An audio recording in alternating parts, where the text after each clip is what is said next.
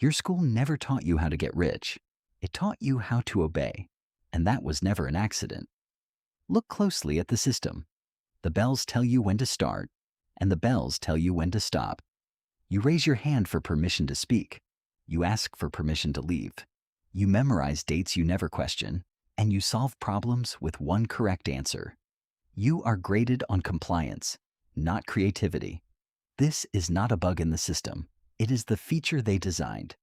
Think about who built modern education. It was not philosophers or visionaries. It was industrialists and factory owners. They needed workers who show up on time, workers who follow orders without resistance, and workers who never ask why. So they built a machine that produces exactly that. The classroom mirrors the factory floor with rows of identical desks, identical chairs, and identical lessons. One teacher stands at the front, one authority figure controls the flow, and you sit still for hours. You absorb what you were told, and you repeat it back on command, but you never ask if it is true. And this obedience becomes your identity. You graduate, you find a job, and you find a boss. The boss replaces the teacher, the desk places the classroom desk, and the paycheck replaces the grade.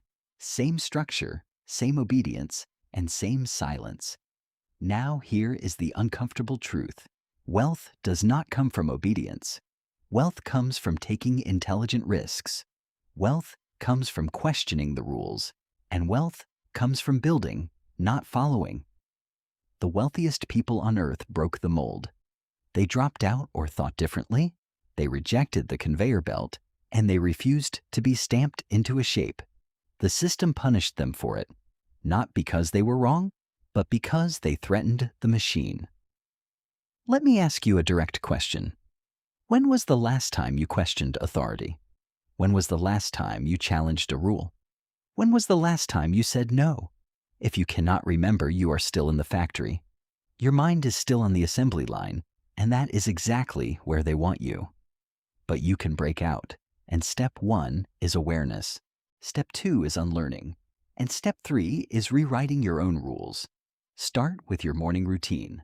Do not check notifications immediately, and do not react to external demands first, but set your own intention before the world imposes theirs. Then move to your reading. Stop reading what you are told to read and read what expands your thinking. Read biographies of rebels and read systems, not summaries. Then examine your environment and who surrounds you daily. Do they challenge you or comfort you? And do they question or comply?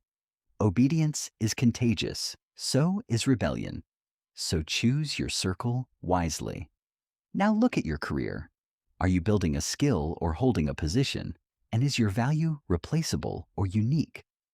A position is given, a skill is owned, and ownership means freedom. The system wants you to rent your time, and it wants you to trade hours for currency, because that is the fairest trade for them since time is finite, and you give it all away. But there is another way. Create something that generates value without you. Write once and sell 1,000 times. Record once and distribute to millions.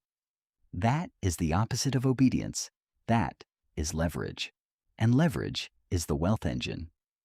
The school never taught you this, not because they forgot, but because an empowered student is a failed factory. Now you know the truth, and the question is what you do with it. Will you stay in the seat they assigned, or will you stand up and walk out? The door is already unlocked, and you just never tried to open it. Today is the first day of your unlearning. Tomorrow you start building, and every day after, you refuse the mold.